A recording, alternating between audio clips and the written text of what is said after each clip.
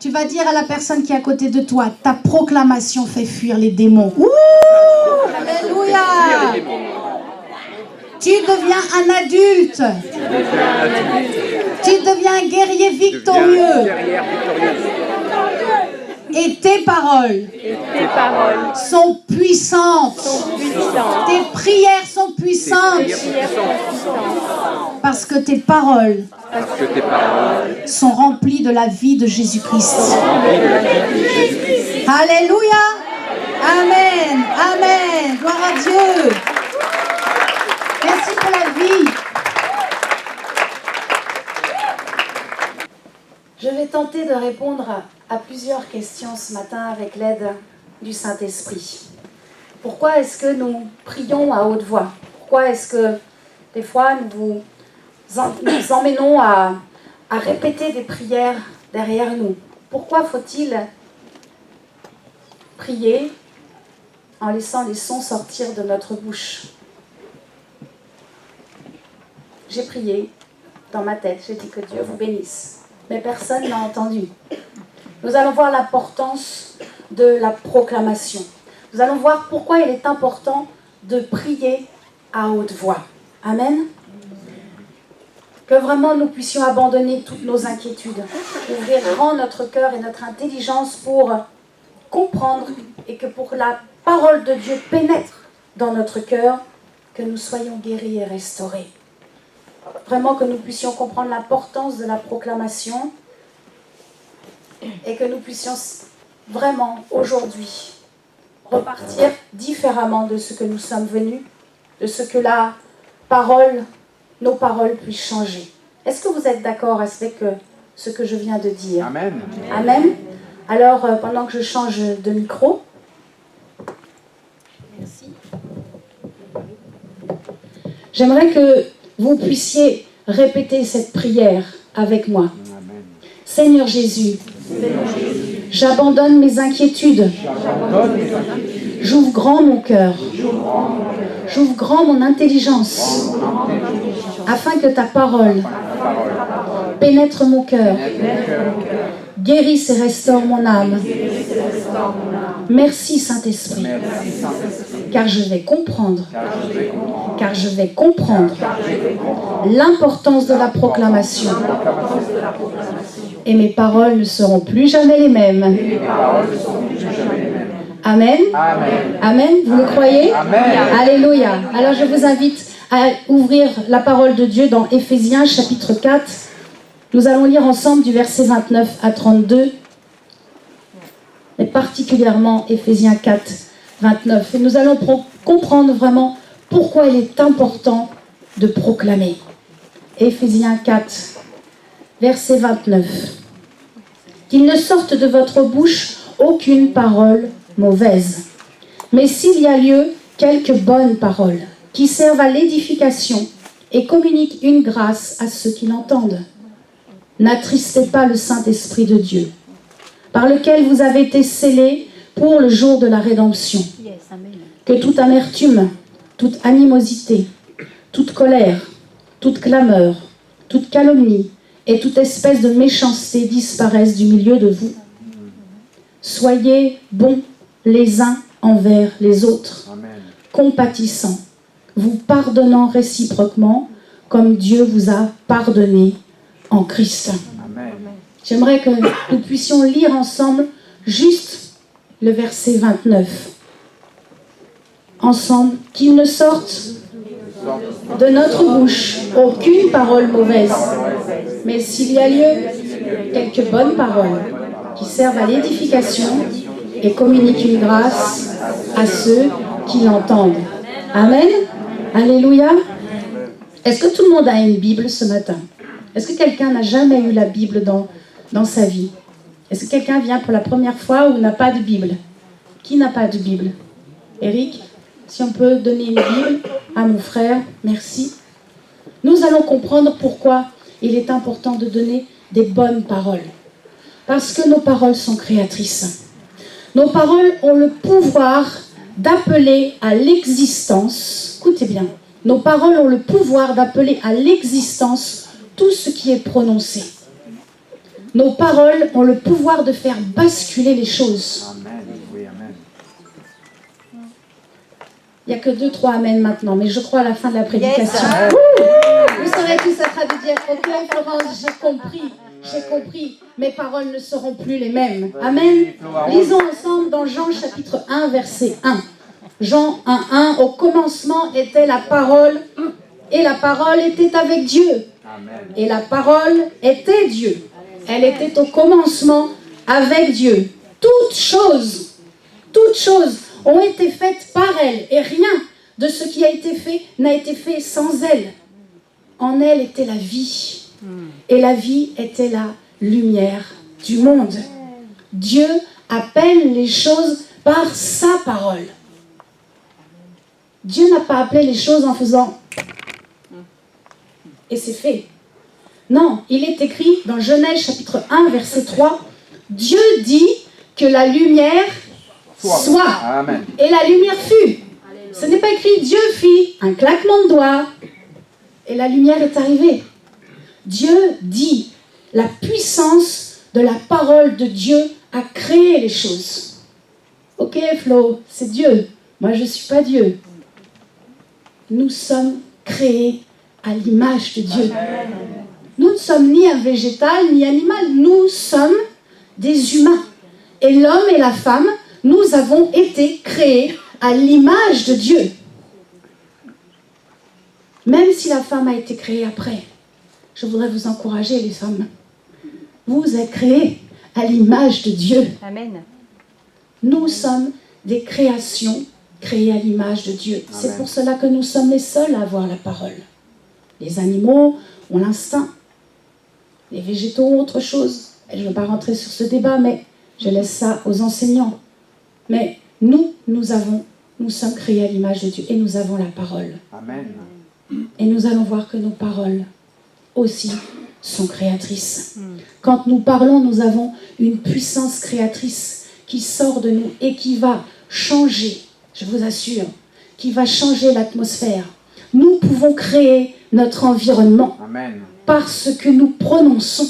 Amen. Prenons un exemple, demain vous allez au travail, c'est le lundi, et vous arrivez, le patron, il est tout heureux, il chante, et toi tu arrives, tu dis, oh le patron est heureux, il y a eu des nouvelles ventes, des nouvelles livraisons, tout s'est bien passé pendant le week-end, et les employés, tout le monde est détendu, et tu rentres le soir, tu retrouves ton mari, tout se passe bien, et tu arrives le mardi matin au travail, et là le patron ne siffle plus. Le camion n'est pas arrivé, n'a pas livré à temps. Ou la commande d'hier finalement a été annulée. Et le patron n'est pas content. Il commence même à crier, le travail n'est pas suffisamment bien fait. Et les jours se suivent, ils ne se ressemblent pas. Le patron va donc bien créer l'atmosphère dans son entreprise. C'est la même chose lorsque nous rentrons chez nous. Nous avons passé un bon moment. Oh, le culte, tu as vu, il y avait une bonne présence de Dieu. Et si nous rentrons à la maison avec le cœur bien heureux, bien paisible, je peux vous assurer que votre mari soit un converti ou converti, que votre famille soit en Jésus ou pas en Jésus, c'est vous qui allez faire découler par la présence de Dieu, par vos paroles que vous allez prononcer, l'atmosphère dans votre maison et sur ceux qui vivent sous le toit de votre maison. Nos paroles sont très importantes. Ça, c'est lorsque nous vivons, mais c'est la même chose lorsque nous prions. C'est pour cela qu'il faut prier à haute voix. C'est pour cela qu'il faut proclamer. Et nous allons voir que la proclamation agit à 3 niveaux. Il y a 3 niveaux où vraiment la proclamation va agir. La proclamation à haute voix est très importante parce que notre corps et notre vie vont changer en fonction de ce que nous disons. Et il y a des gens, je suis étonnée, ils disent toujours, mais oh, j'ai pas de chance. Oh, mais j'y arriverai jamais. Non, mais attends, c'est pas possible. De toute façon, je n'ai jamais eu de chance. Vous croyez que les bonnes choses vont arriver lorsque cette personne continue de proclamer et de dire des choses négatives? La foi est positive. La foi est positive. Et nous allons voir que la proclamation agit aussi au niveau de la foi. Amen. La proclamation agit d'abord en premier sur notre conscience. Elle libère notre conscience. Ensuite, la proclamation libère la foi. Et ensuite, la proclamation, quand je proclame, quand je parle à haute voix, cela repousse les mauvais esprits. Je suis libéré des mauvais esprits. Amen. Prenons donc le premier point. Notre conscience est libérée. Ma conscience est libérée. Nous allons lire ensemble dans Actes, chapitre 19, du verset 18 à 20. Nous allons voir dans Actes 19 que la confession est une bonne chose. C'est une bonne chose de confesser, de dire les choses, de proclamer. Notre conscience va se réveiller et nous allons être libérés des pactes occultes qui ont été faits sur nos vies, d'anciens contrats qui traînent déjà depuis des générations et qui arrivent sur nos vies. Nous allons voir que nous allons être libérés de toutes les anciennes alliances. Plusieurs de ceux qui avaient cru venaient confesser et déclarer ce qu'ils avaient fait. Et un certain nombre de ceux qui avaient exercé les arts magiques, ayant apporté leurs livres, les brûlèrent devant tout le monde. On en estima la valeur à 50 000 pièces d'argent. C'est ainsi que la parole du Seigneur croissait en puissance et en force. Plusieurs de ceux qui avaient cru venaient confesser et venaient dire aux autres, voilà, nous avons fait ça. Ils ont déclaré ce qu'ils ont fait et derrière ils ont agi. Lorsque nous sommes libérés, nous pouvons aller libérer les autres. Amen. Si je ne suis pas libérée, si je ne crois pas en Jésus-Christ, je ne vois pas comment je pourrais parler de Jésus à quelqu'un d'autre. Quand nous proclamons, je vous assure, nous appelons les choses inexistantes à la vie. Amen. Quand nous proclamons, vraiment, il y a quelque chose qui se crée, qui se passe. Alors je vais répondre à cette question. Est-ce que vous voulez savoir reconnaître un bon chrétien? Oui. Est-ce que vous voulez savoir si quelqu'un est un citoyen du ciel? Amen. Amen. Écoutez-le. Écoutez-le parler. C'est lorsqu'on écoute quelqu'un parler qu'on reconnaît s'il est de Dieu ou pas. Si je suis en Jésus-Christ, ma façon de parler n'est plus la même. Lorsqu'on a accepté Jésus comme notre sauveur, nous découvrons dans la parole de Dieu la vérité. Et tout ce qui est venu pour emmagasiner dans notre tête des mensonges, des choses qui sont dans les ténèbres, sont ôtés par la puissance de la parole. Et lorsque nous confessons la parole de Dieu, les ténèbres s'écartent. Alléluia. Amen. Est-ce que vous réalisez? Nous comprenons vraiment quand quelqu'un appartient au royaume du ciel lorsque l'on écoute son langage. J'aime cette petite phrase du pasteur David Yonkicho. Il dit « Lorsque j'appartiens au ciel, j'ai le langage du ciel. » Si vous n'avez pas le langage du ciel, vous n'appartenez pas au même royaume que je sers. Nos paroles doivent être empreintes de bonté, de douceur, d'humilité.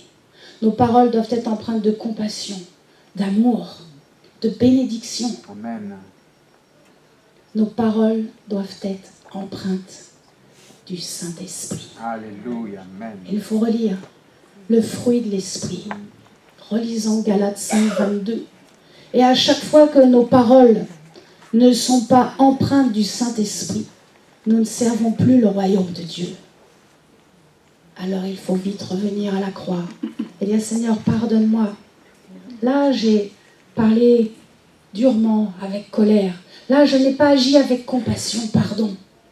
Je veux vraiment parler comme toi. » Et le Saint-Esprit revient. Et le Saint-Esprit nous guide. Et le Saint-Esprit nous enseigne à parler avec douceur, n'est-ce pas? Lorsqu'à chaque fois que nous disons, comme vous avez fait tout à l'heure, une prière répétée, des paroles répétées, ou que vous lisez à haute voix les promesses de Dieu, vous vous faites du bien. mais vous faites du bien à ceux qui sont autour de vous et qui vous Amen. entendent. À chaque fois que vous allez pour témoigner de Jésus, cela, nous allons le voir, cela libère la foi, mais votre foi, mais aussi celle des autres. Oui, amen. Notre confession verbale et notre confession publique va fortifier l'Église, va fortifier ceux qui sont autour de vous. Cela commence par nous-mêmes, mais cela s'élargit. Parce que Dieu, en tout cas, mon Dieu n'est pas petit. Mon Dieu est grand et mon Dieu veut toucher une multitude de personnes. C'est pour ça, à chaque fois que tu confesses, que tu annonces ce que Jésus-Christ a fait dans ta vie et que l'autre l'entend, Amen. cela va l'édifier, cela va le fortifier. Amen. Amen. Ce que nous disons, nous allons, lorsque nous parlons, nous créons et nous façonnons notre vie. Nous devons faire attention, n'est-ce pas, à ce que nous disons. Bien sûr, à ce que nous entendons, mais surtout, nous devons faire attention à nos paroles. Nos paroles doivent être empreintes de réussite, de vie. Nos paroles doivent être empreintes de bénédiction. Amen. Et nous devons fuir les paroles de moquerie. Nous devons fuir les paroles méchantes. Comme Paul le dit, ne donnez pas de paroles mauvaises. Nous devons fuir toute parole d'insanité. Je suis étonnée que des fois des chrétiens ont des fois 10 années de conversion et se mettent à vociférer, comme on dit chez nous, des noms d'oiseaux, à donner des grossièretés. Regardez, c'est ce que Paul a écrit après. Il a dit, n'attristez pas le Saint-Esprit. Ça veut dire que lorsque le Saint-Esprit est attristé, ça veut dire qu'avant, j'ai donné des paroles qui n'étaient pas bonnes. Alors je dois me repentir. Nous devons nous repentir. Parce que de notre bouche, il ne peut pas sortir de l'eau douce et de l'eau amère. Il ne doit sortir que de l'eau douce. Il ne doit sortir que de l'eau vive. Il ne doit sortir que de l'eau qui vient d'en haut, du royaume de mon Père, du royaume de Dieu. Il est temps que l'on fasse la différence entre les gens du monde et les chrétiens. Le pasteur en a parlé mercredi. Si vous n'étiez pas là, écoutez vraiment la prédication qui est mise sur YouTube par nos actes, mais aussi par nos paroles. Moi, je fuis. Si quelqu'un vient me dire « Oh, mais tu sais, ils ont dit sur la sœur », cela ne m'intéresse pas. Tu as un problème avec la sœur, va trouver la sœur. Amen. Et moi, je reste dans ma paix. Amen. Je refuse ces dialogues-là. Cela ne m'intéresse pas. Amen. Ah, Jésus. J'aimerais relire encore Éphésiens 4, 29. « Qu'il ne sorte de notre bouche aucune parole mauvaise, mais s'il y a lieu quelques bonnes paroles qui servent à l'édification. Que mes paroles servent à vous édifier et communiquent une grâce. Qu'à chaque fois que je prêche, que je puisse vous communiquer une grâce. Amen. Je ne sais ce que le Saint-Esprit fait en vous maintenant, mais je prie et je souhaite vraiment de tout mon cœur qu'il puisse se communiquer une grâce dans votre vie. Le pouvoir de la vie, le pouvoir de la mort est à notre bouche. Et le Saint-Esprit est en train de vous toucher maintenant. Et vous êtes en train de vous rappeler, oui, à cet instant-là, j'ai dit quelque chose qui n'était pas bien. Là, j'ai dit telle parole. Ah, trop de sel. Et j'aime le sel. Parce que si je mange des tomates sans sel, ce n'est pas bon, n'est-ce pas? C'est fade. Mais trop de sel, je ne peux plus manger les tomates. Et il y a des fois où nos paroles sont trop assaisonnées, trop dures.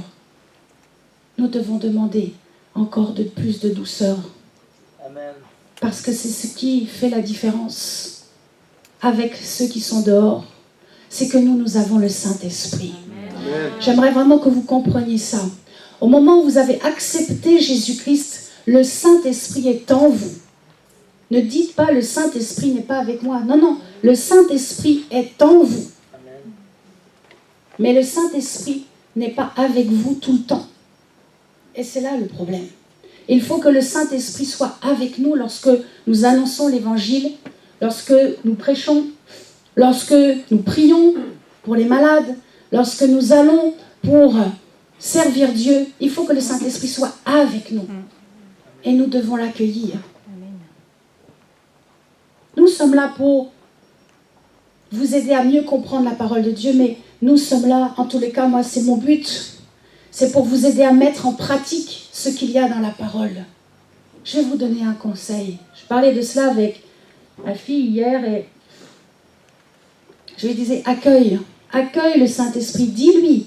Bien sûr, on le sait, bonjour Saint-Esprit. Oui, mais viens avec moi. Viens avec moi. Amen. Viens Ingrid, viens avec moi. Viens. Ingrid, vas-y. Viens avec moi. Marche avec moi. Saint-Esprit, viens avec moi. Et vous ne le lâchez plus. Vous restez bien crochet. Vous savez, la journée ne commence pas à 6h le matin. Elle commence le soir pour Dieu. Amen. Lorsque nous jeûnons, c'est du soir au soir. C'est la même chose lorsque nous nous couchons. Saint-Esprit, viens avec moi cette nuit. Amen. Je m'endors sur toi. Je pose ma tête sur toi. Je m'endors avec toi. Je ne te demande pas de venir, tu es déjà là. Amen. Mais je veux être avec toi. Vous comprenez, c'est cette intimité. Vous serez libre ce soir. Vous le ferez ou vous ne le ferez pas. Amen. Mais moi, je le ferai. Parce que je veux bien dormir. Je veux me reposer avec lui. Et s'il me réveille la nuit, alors je lui dis, viens, allons-y, nous allons prier ensemble. Parce qu'il y a des gens qui ont besoin. Parce que tu veux me parler. C'est cela. On parle du Saint-Esprit, mais il faut le vivre. Amen. Amen. Amen. Merci. Viens avec moi. Alléluia. Je fais juste une courte parenthèse par rapport au salut. Si nous disons que nous avons Jésus-Christ dans notre vie et que nous ne proclamons pas Jésus, c'est faux. Parce que Romains 10:10 dit, c'est en confessant de la bouche qu'on parvient au salut. Dans notre bouche, soit nous avons confessé Jésus, soit nous le renions. Soit on dit non, moi je ne crois pas en Dieu, voilà. Ok, c'est ton choix. Mais soit nous sommes sauvés, soit nous sommes perdus. Le reniement et la confession, pareil, Amen. sont au pouvoir de notre bouche. Deuxième point, lorsque nous proclamons, nous libérons la foi. C'est très simple. À chaque fois que tu dis les choses, que tu proclames les promesses de Dieu, lorsque tu dis vraiment les choses avec foi, parce que tu les attends, la foi est libérée. Et notre être intérieur est libéré. Et cela se voit. Et cela s'entend surtout. Regardez ce que Jésus a fait. Quand il y a eu un paralytique, et que le paralytique a été guéri, ce n'est pas écrit « Jésus fit » et le paralytique a été mis debout. C'est écrit « Jésus dit, lève-toi et marche ». Amen. La puissance, les paroles de Jésus, Jean 6,63, les paroles de Jésus sont puissance Amen. et vie. Amen. Jésus vit en vous. Amen. Amen. Alors si Jésus vit en toi, tes paroles seront puissance Alléluia. et vie. Amen. Puissance et vie. Il est temps que nous réalisions qui nous sommes en Jésus-Christ. Amen. C'est vrai, Flo. Et cela se fera quand vous allez vivre des expériences avec lui. Amen. Quand vous allez vivre, quand vous allez inviter le Saint-Esprit avec vous, lorsque vous allez parler autour de vous, lorsque vous allez vivre des choses dans la prière comme vous n'avez encore jamais vécu, cela va motiver votre foi. Et lorsque vous viendrez témoigner, un petit déjeuner, cela va édifier, fortifier ceux qui vous entendent. Nous avons besoin de partager, n'est-ce pas? Nous sommes une famille en Jésus-Christ. Et il est bon de partager nos expériences.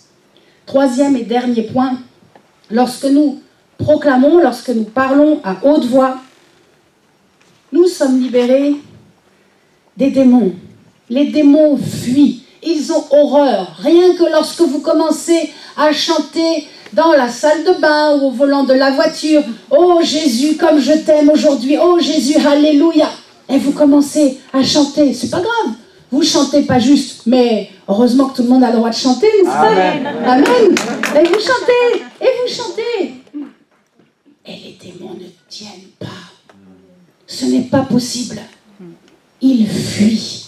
Rien que le nom de Jésus, c'est une puissance. Et il faut simplement le croire. Amen. Dans Matthieu 18, 18, il est écrit « Tout ce que vous lirez sur la terre sera lié au ciel. Tout ce que vous déliez sur la terre sera délié au ciel. » C'est pas la peine de lier, de délier pendant 30 ans. Si vous avez la foi en Jésus-Christ, une fois que nous avons libéré, coupé le lien d'une malédiction qui est là sur nos ancêtres pendant notre temps de vie, c'est fini, c'est fait. On ne va pas refaire et refaire. Nous sommes fatigués, le pasteur aussi est fatigué. Les personnes qui viennent tout le temps, à l'imposition des mains. Toujours pour le même problème. Le pasteur a prié. Les assistants pasteurs ont prié. Et les anciens ont prié. Et puis il y en a peut-être d'autres qui sont venus de passage et ils ont prié. Et le problème est toujours le même. Oh, mais il n'y a pas d'onction dans cette église. Si, il y a l'onction dans l'église. Et justement, Dieu ne le fait pas uniquement pour une chose. Pour que tu comprennes que c'est à toi de le faire. C'est à toi de le faire. C'est à toi de grandir. Il est temps que nous grandissions. Il est temps que nous grandissions et que un jour, vous aussi, vous puissiez faire des disciples. C'est pas ce que Jésus a dit. Allez et faites des disciples. Ce n'est pas réservé juste là ici à quelques personnes qui viennent au pupitre. Non. C'est pour vous tous. Nous devons commencer à nous prendre en charge. Oui, amen. Et nous devons commencer à dire, oh, toi, montagne de dettes, maintenant ça suffit. Ôte-toi de ma route, amen. Parce que mon Dieu aime que je sois dans la prospérité. Oh, toi, montagne de travail, ôte-toi de ma route maintenant au nom de Jésus-Christ, parce que mon Dieu veut que je sois courageux. Amen. Je ne sais pas quel est votre Dieu, moi je sais quel est mon Dieu. Mon Dieu est un Dieu de victoire. Amen. Alors mes paroles seront des paroles de victoire. Amen. Mon Dieu est un Dieu d'amour. Amen. Alors mes paroles seront remplies d'amour, de compassion, de douceur. Alors s'il vous plaît, ne venez plus embêter le pasteur en disant « Je ne regarde personne. Oh, dans cette église, j'ai des serpents. Oh, tu sais, j'ai vu la sœur Florence, là. Elle était dans une telle attitude. Elle était méchante, orgueilleuse. Oh, puis le frère, là. Oh, mais tu aurais vu comment je l'ai vu, pasteur. Fais attention. » Qui c'est? Qui vous a parlé? Qui vous a parlé de la sorte? Ce n'est pas possible. En tous les cas, nous n'avons pas le même Dieu. Mon Dieu, lorsque je suis dans sa présence, il me donne des bonnes choses. Il me donne des visions ou des songes qui sont là pour me régaler. Si vous voyez trop de choses comme ça ténébreuses, posez-vous la question. Qui vous parle de ténèbres? Qui vous parle des choses démoniaques? Qui vous parle de choses pour encore faire du mal ou critiquer ou pour faire asseoir l'un et l'autre? Ce n'est pas mon Dieu. Mon Dieu est un Dieu de victoire. Et si nous avons le même Dieu, alors lorsque nous allons chercher la face de Dieu, lorsque nous allons chercher la présence de Dieu, nous allons avoir la paix. C'est pour cela que notre pasteur dit, moi maintenant, toute personne qui ne me donne pas, qui ne me procure pas la paix, qu'elle parte. Amen. Amen. Faites-en de même, je vous assure, votre vie ne sera que meilleure. Amen. Que meilleure. Si on vient vers moi et qu'on vient pour critiquer telle sœur, tel frère, cela ne m'intéresse plus. Amen. Je ne veux pas rentrer. Je veux garder et avancer, me concentrer, afin de rentrer dans les promesses de Dieu pour moi, afin de pouvoir trouver un nouveau local pour vous, pour que vous puissiez construire votre ministère, pour que vous puissiez être heureux de venir à l'église, servir Dieu. Il y a tellement de joie à venir dans la maison de Dieu. Rappelez-vous comment vous étiez autrefois. Qu'est-ce que vous faisiez le dimanche matin? Vous dormiez jusqu'à 11h, ou peut-être vous alliez faire un peu de jogging, ou aller courir, Téléfoot. ou regarder la télévision. Aujourd'hui, Dieu nous a fait grâce. Dieu nous a fait grâce. Et nous pouvons venir le dimanche dans la maison de Dieu. Alléluia. Amen. Et il faut renoncer. Il y a des choses qu'il faut renoncer, il faut se libérer, il faut se délier. Et une fois que c'est fait, c'est fini. Amen. Alors si vous avez entendu des paroles mauvaises, je crois vraiment que le Saint-Esprit veut vraiment vous laver, encore vous laver de tout cela. C'est peut-être dans votre enfance, c'est peut-être juste ce matin. Des fois, on est là en couple et on se dispute pour des choses des fois complètement idiotes. Nous devons nous pardonner réciproquement. Et nous devons encore nous donner des bonnes paroles pour nous encourager. Il y a des paroles mauvaises qui ont souillé notre intelligence. Il y a des gens, ça me fait mal, mais je ne les appelle plus. Parce que je sais que si je les appelle, ça va être encore des plaintes et des gémissements. Et Paul nous dit tout le contraire. Paul nous dit maintenant, c'est fini. Ne sortez plus de paroles comme cela. Même lorsque vous êtes seul devant Dieu. Oh Seigneur, je ne suis pas encore. Oh Seigneur, je n'ai pas encore. Le Seigneur dit, lève la tête. Tu as déjà reçu. Amen. Est-ce que je peux demander juste à un frère et une sœur de venir pour que vous puissiez bien comprendre quelque chose? Juste un frère peut venir ici? Un frère, une sœur ou deux frères? Ça ne me gêne pas, ou deux frères. Ça ne me gêne pas. Allez, un peu d'hommes, c'est bien, ça me fait plaisir. Amen. Bonjour Laurent. Tu restes là.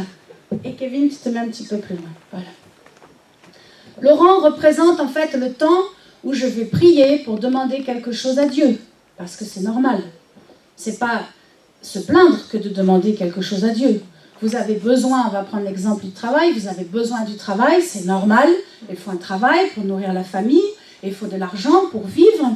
Et Laurent représente le temps, tourne-toi face, voilà, merci. Qu'il est beau. Voilà. Il représente le temps où je prie.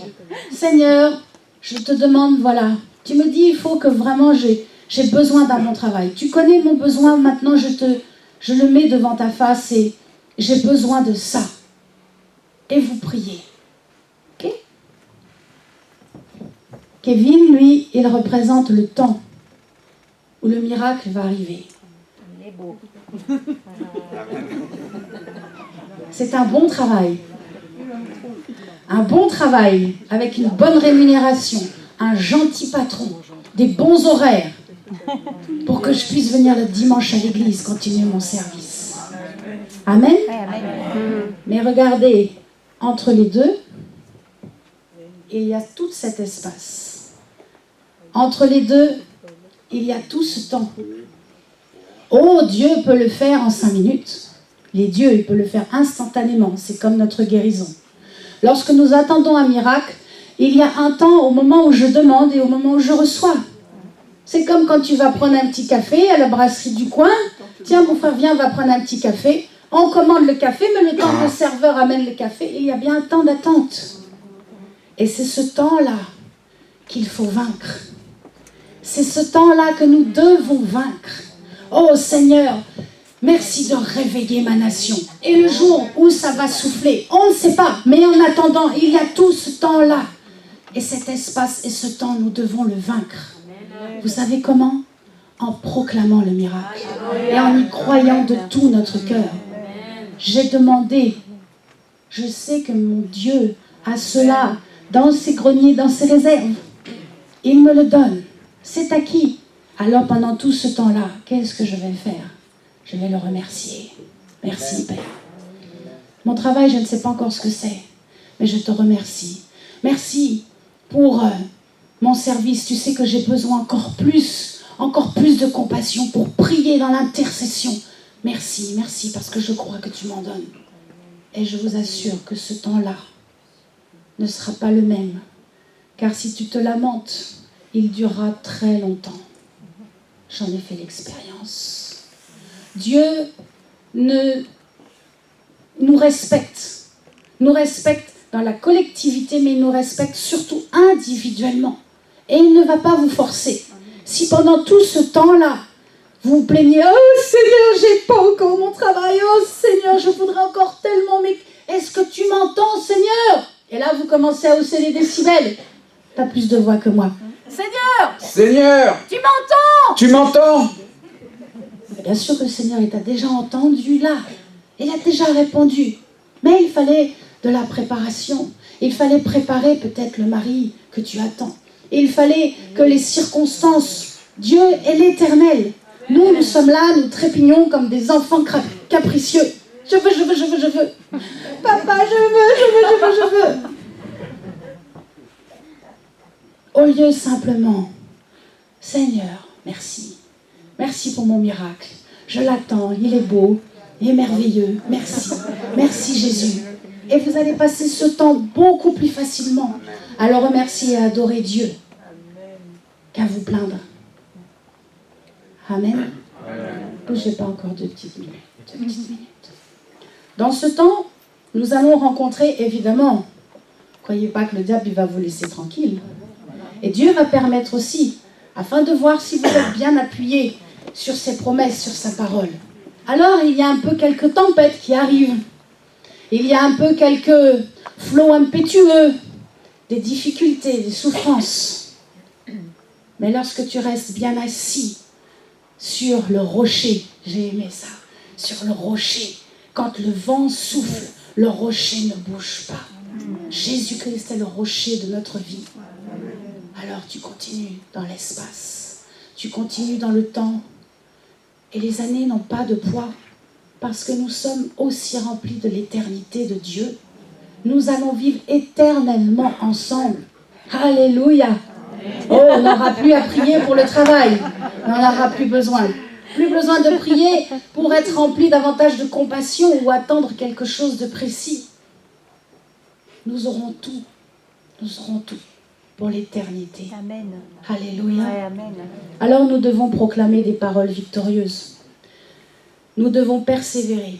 Et dans ce temps, nous devons dire oui, avec Dieu tout est possible. Oui, avec toi Seigneur, je vais y arriver. Oui Père, mes paroles maintenant ne seront plus jamais les mêmes. Je n'oublierai pas cette prédication. Et lorsque je vais sortir, je vais maintenant prendre conscience que c'est important ce que je dis. Car ce que je dis va créer mon environnement. Mon corps, ma vie sont dépendants également de ce que nous prononçons. N'oubliez pas, Dieu a dit que la lumière soit et la lumière fut. Alléluia. Nous sommes créés à l'image de Dieu. Merci, merci beaucoup. Dans Proverbe 10, 31, il est écrit « La bouche du juste produit la sagesse, mais la langue perverse sera retranchée. » Dans Luc 6, 45, « L'homme bon tire de bonnes choses du bon trésor de son cœur, et le méchant tire de mauvaises choses de son mauvais trésor, car c'est de l'abondance du cœur que la bouche parle. » Nous sommes la propriété de Dieu. Et si, j'aime cette phrase, si nous appartenons au ciel, nous aurons le langage du ciel. Amen. Est-ce que vous le croyez? Amen. Alors dites avec moi, j'appartiens au ciel. J'appartiens au ciel. Et j'ai le langage du ciel. Et j'ai le langage du ciel. Alléluia. Imitons vraiment Jésus. Imitons Jésus. Jésus annonçait la parole de Dieu. Il enseignait. Il était humble. Il était rempli d'amour. Il bénissait, il guérissait. Oh, il reprenait les religieux et les hypocrites. Mais Jésus-Christ faisait du bien aux gens parce qu'il aimait les gens. Parce qu'il aimait les gens. Et Dieu vous aime tel que vous êtes. Oh, des fois, pendant ce parcours, on rate une marche, on chute, mais on remonte par sa force. Parce que Dieu nous aime. Et vous savez, je vous aime aussi beaucoup parce que vous avez de la valeur pour Dieu. Vous avez de la valeur pour Dieu. Vous savez pourquoi? Parce que vous êtes un don de Dieu pour moi. Si je viens prêcher et que personne ne franchit la porte, je sers à quoi? Vous êtes un don de Dieu pour moi, afin que je puisse vous donner ce que j'ai reçu, afin que je puisse partager avec vous la parole. Et ça doit être la même chose lorsque nous servons Dieu. De comprendre que ceux qui sont autour de nous, le couple pastoral, les anciens, les diacres, les frères et sœurs, Nous sommes des dons. Dieu nous a donné les uns pour les autres. Amen. Et c'est comme cela que nous allons grandir. Par nos paroles. Écoutez bien, écoutez bien. Par nos paroles, nous pouvons faire sortir les gens des ténèbres et les amener à la lumière. Amen. Par nos paroles, nous pouvons faire sortir ceux des membres de notre famille, nos collègues de travail, les voisins, toute personne que nous rencontrons. Nous pouvons faire sortir tous les gens dans cette France de la mort et les amener à la vie. Amen. À chaque fois que vous priez, à chaque fois il se passe quelque chose dans le ciel. Amen. L'atmosphère, votre environnement change. Amen. Par nos paroles, réalisez bien ça. Nous pouvons faire sortir les gens du chaos et les amener dans l'ordre. Nous pouvons faire sortir les gens de la misère et les emmener dans l'abondance. Alléluia. Est-ce que vous croyez en cela? Amen. Alors dites avec moi, je crois, par mes paroles, que je peux faire sortir les gens des ténèbres et les faire venir dans la lumière. Par mes paroles, je peux les faire passer du chaos à l'ordre. Par mes paroles, je les fais sortir de la mort et je les emmène vers la vie. Par mes paroles, par mes proclamations, par mes confessions, je peux faire sortir les gens de la misère et les amener dans l'abondance. Alléluia. La proclamation est pour nous. Ce n'est pas que pour nous ici, derrière le pupitre. Allez et faites des disciples. Pour faire des disciples, il faut déjà être adulte. Nous devons grandir. Ici, c'est une bonne église. La nourriture est bonne. Amen. Il y a de la communion fraternelle. Amen. Il y a les jeunes qui sont là, qui sont bouillants. Il y a des femmes qui sont là, qui s'occupent des enfants. Il y a tout ce qu'il faut pour pouvoir grandir et servir dans le royaume victorieux de lumière. Je ne veux plus entendre de songes de ténèbres. Je ferme mes oreilles à tout ça. Je ne veux que des paroles qui sont bénéfiques pour ma vie, pour mon couple, pour mes enfants, pour mon église, pour notre pasteur. Alléluia. Amen. Amen. Je veux juste terminer par une courte prière. Une prière vraiment de guérison. Saint-Esprit, merci. Merci encore pour cette prédication. Merci pour ce que tu as mis dans mon cœur à partager. Merci pour ce qui a été fait. Je couvre du sang de l'agneau tout ce qui a été fait. Et je bénis vos bouches. Je libère tout problème dans votre bouche, tout aphte, toute angine. Je les lis dans le nom puissant de Jésus-Christ. Tout dessèchement dans la gorge, je lis cela au nom de Jésus. Et je libère le miel du royaume de Dieu, la douceur du Saint-Esprit. Je libère dans vos bouches des bonnes paroles. Pardon, Père. Nous te demandons pardon pour toutes les fois où nous avons dit des mauvaises paroles. Mais aujourd'hui, nous prenons cet engagement. Nous voulons donner des bonnes paroles, comme Paul l'a dit, parce que nous ne voulons plus attrister ton Saint-Esprit en nous. Nous nous engageons à ne plus gémir. Nous nous engageons à ne plus nous plaindre. Nous nous engageons à ne plus critiquer, à ne plus médire. Parce que nous ne voulons pas que l'amertume gagne notre cœur. Sinon, nous allons nous autodétruire. Nous refusons cela dans le nom de Jésus. Et nous nous engageons à donner des bonnes paroles. Oh, pas de la flatterie, pas de l'hypocrisie, Père. Mais des paroles du cœur. Amen. Des paroles du cœur. Des paroles d'amour qui vont faire du bien à ma vie et à ceux qui l'entendent. Dans le nom puissant de Jésus, je paralyse toute maladie qui pourrait atteindre votre bouche, votre langue, tout cancer de la langue. Je m'oppose à ça. Je détruis, j'envoie le feu du Saint-Esprit dans vos bouches. Au nom de Jésus, j'envoie le feu du Saint-Esprit dans vos bouches, afin que vos bouches soient sanctifiées, afin que vos bouches soient lavées. Lavées du sang de Jésus. Lavées du sang de Jésus. Père, je te fais une dernière prière. Elle me tient tellement à cœur. Pour tous ceux qui sont là, qui connaissent peut-être quelqu'un qui est sourd, qui est muet. Pour ceux qui entendent cette prédication et qui peut-être ont un enfant qui est muet. Je t'en prie, Saint-Esprit, en cet instant, va et reconstruis tout ce que l'ennemi a détruit. Que la langue des muets soit déliée au nom de Jésus-Christ. Que les sourds entendent, que les muets parlent. Dans le nom puissant de Jésus-Christ, nous libérons la vie dans les langues. Nous libérons le parler en langue. Amen. Nous délions au nom de Jésus-Christ la puissance du Saint-Esprit dans les langues, afin que les langues puissent commencer à parler le langage du ciel. Merci Seigneur. Nous te donnons nos bouches, afin que tu multiplies encore et encore les bonnes choses qui sortiront de nos bouches demain.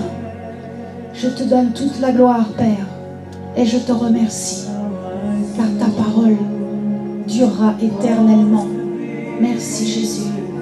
Merci Saint-Esprit. Amen. Amen. Amen. Amen. Que Dieu vous bénisse. Amen. Que Dieu vous bénisse.